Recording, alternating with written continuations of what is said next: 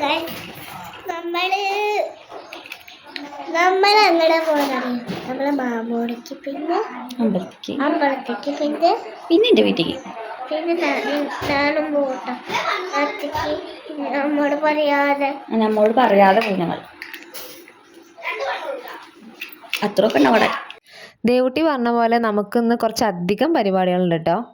അപ്പോൾ നമ്മൾ ആദ്യം തന്നെ പോകുന്നത് നമ്മുടെ മുത്തശ്ശിയർക്കാവിലേക്കാണ്. സാധാരണ കൂറിട്ട് കഴിഞ്ഞാൽ പിന്നെ 3 or 4 പ്രാവശ്യമൊക്കെ ഞാൻ പോവാറുള്ളതായിരുന്നു. പക്ഷെ ഇപ്രാവശ്യം ഒറ്റ തവണയെ പോകാൻ പറ്റിയിട്ടുണ്ടായിരുന്നുള്ളൂ.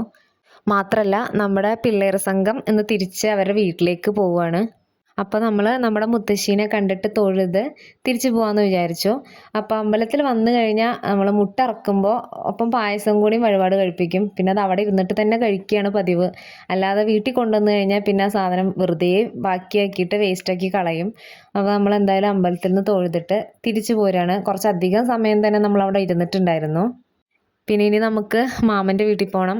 ഇവരെന്നെ തിരിച്ച് വരെ വീട്ടിൽ കൊണ്ടാക്കണം. അങ്ങനെയൊക്കെ ഉള്ള കാരണം നമ്മൾ അവിടെ നിന്ന് തിരിച്ചു പോന്നു. പോകുന്ന വഴിക്ക് നമ്മൾ വാങ്ങിയിട്ടുള്ളൊരു പ്ലോട്ട് ഉണ്ടായിരുന്നു. അത് കുട്ടികൾക്ക് കാണിച്ചു കൊടുക്കാൻ വേണ്ടിയിട്ട് കൊണ്ടുപോയതാണ്. തിരിച്ച് നമ്മൾ വരുന്ന സമയത്ത് ഒരു ബേക്കറി കയറിയിട്ട് നമ്മൾ ചായയും പപ്സൊക്കെ കഴിച്ചിരുന്നു. രാവിലെ തന്നെ പപ്സ് കഴിക്കുന്നത് ശരിയല്ല എന്നറിയാം, എന്നാലും എല്ലാവർക്കും ഇഷ്ടമാണെന്ന് പറഞ്ഞപ്പോൾ നമ്മൾ കയറി കഴിച്ചതാണ്. ഇനി നമ്മൾ ബസ്സിലാണ് നമ്മുടെ മാമൻ്റെ വീട്ടിലേക്ക് പോകുന്നത്. ഏട്ടനൊരു ഹൗസ് വാമിംഗ് ഉള്ള കാരണം ഉച്ചയ്ക്ക് ശേഷം കുട്ടികളുടെ ബാഗും സാധനങ്ങളൊക്കെ എടുത്തിട്ട് മാമൻ്റെ വീട്ടിലേക്ക് വരാമെന്ന് പറഞ്ഞപ്പോൾ ഞങ്ങൾ എന്തായാലും ബസ്സിന് പോന്നു. ചാലിശ്ശേരി ചെന്നിറങ്ങിയപ്പോൾ മാമനും ഉണ്ടായിരുന്നു അവിടെ. നമ്മളെ പിക്ക് ചെയ്യാൻ വേണ്ടിയിട്ട് മാമൻ വന്നിരുന്നു.